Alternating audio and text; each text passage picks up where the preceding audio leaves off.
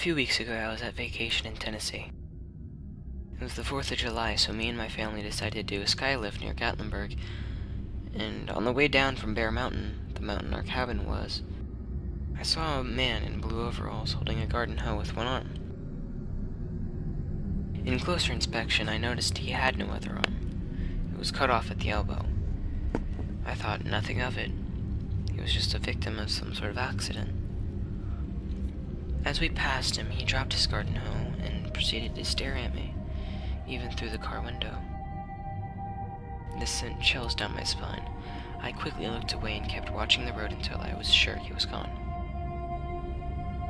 After we got to the skylift, obviously we had to wait in line. After waiting for what seemed like forever, I turned my head to see the man. The man with one arm, standing in line next to us. I tried my hardest to stand as still as possible, thinking any sudden movement would get me noticed. By the graces of God, I didn't get noticed, and we got onto the skylift. By what I remember, the ride was actually quite fun.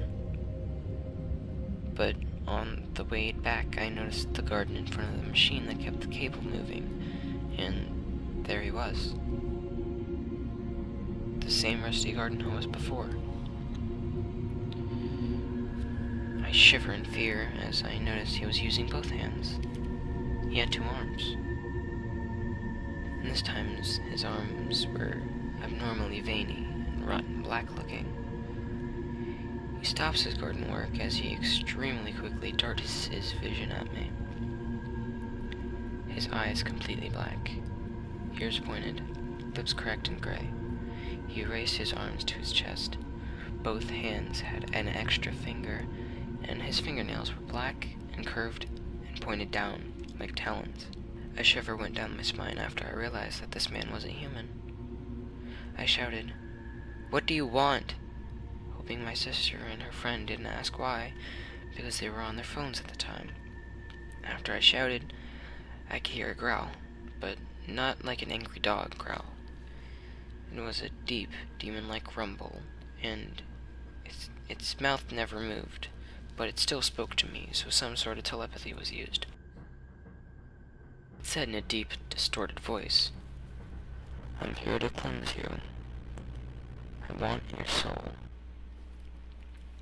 What it did next terrifies me to this day. It let out an ear-piercing, blood-curdling screech that could only be described as horrifying. I covered my ears in terror, closed my eyes, and prayed for the noise to end. But just like that, it stopped. I looked at the garden and see nothing but a rusty garden hoe. It was gone. I never told anyone because I would get laughed at or told it was just my imagination.